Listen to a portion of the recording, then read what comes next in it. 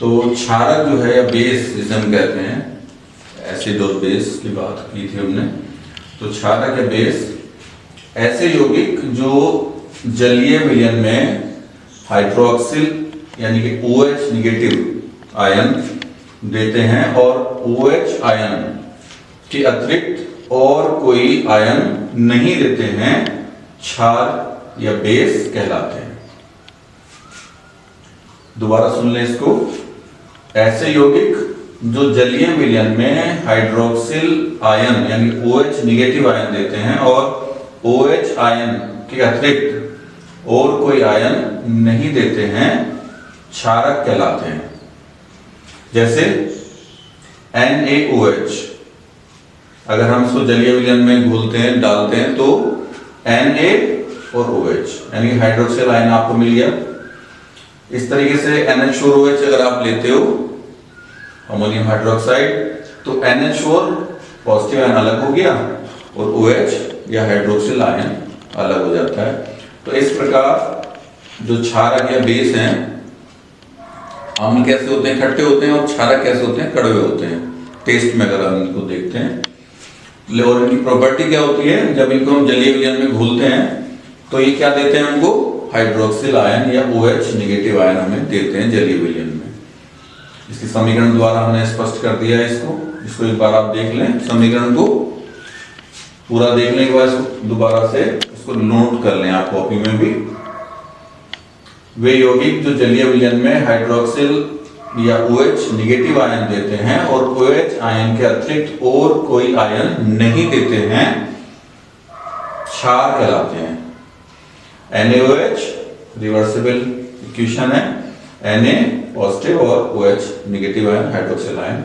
इस तरीके से NH4OH में भी NH4 पॉजिटिव आयन अलग हो जाता है और OH या हाइड्रोक्सिल आयन हमें प्राप्त होता है। जलीय विलयन में चूंकि हाइड्रोक्सिल आयन भी जलायोजित हो जाती है, हाइड्रेटेड हो जाते हैं। जलीय विलयन में क्या होता है, जो हाइड्रोक्सिल आयन हमारे होते हैं वो क्या हो जाते हैं, जलायोजित या हाइड्रेटेड हो जाते हैं।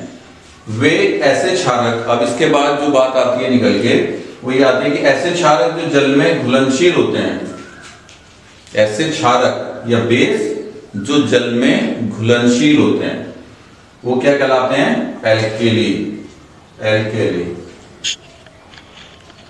या क्षार कहलाते हैं।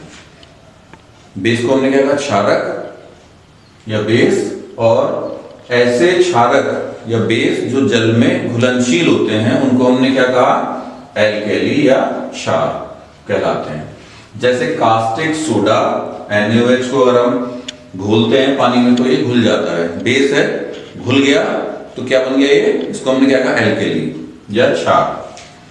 कास्टिक पोटाश जो है KOH, ये भी पानी में घुलनशील है, और NH4OH अमोनियम हाइड्रोक्साइड ये भी जल में घुलनशील है, तो इसलिए क्या कहलाएंगे, एल्केली या क्षार।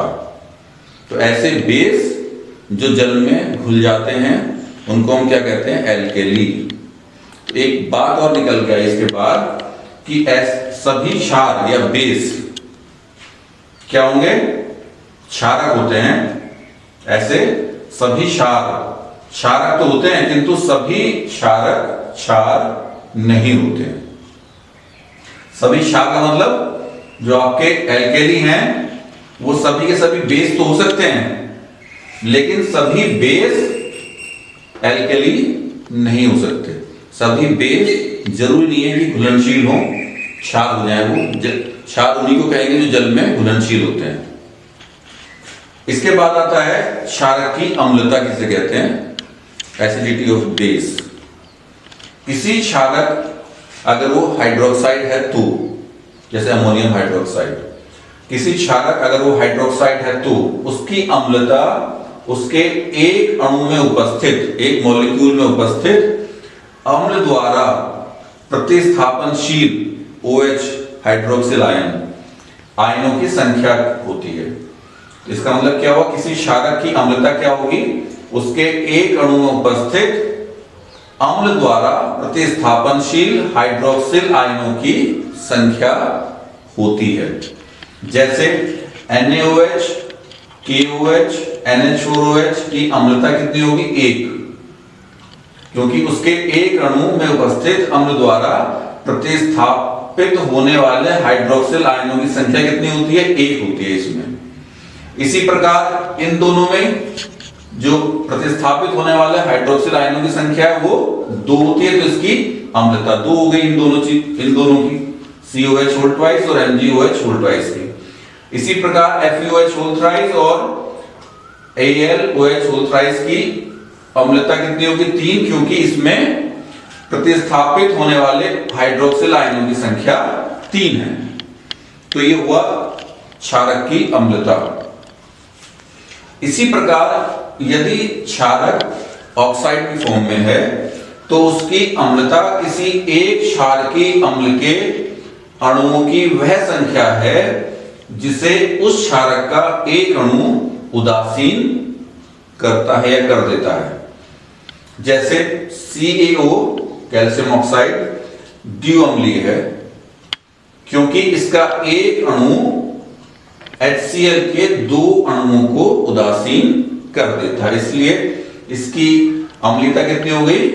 2 संख्या, यानी कि द्विअम्लीय हो गया, डाई एसिड हो गया।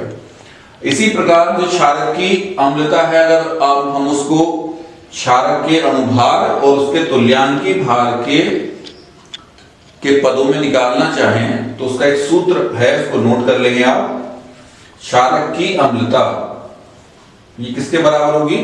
क्षारक का अणुभार हम ज्ञात कर सकते हैं और इसको अगर हम क्षारक का तुल्यांकी भार से डिवाइड कर दें तो ये क्षारक की अम्लता हमें प्राप्त हो जाती है।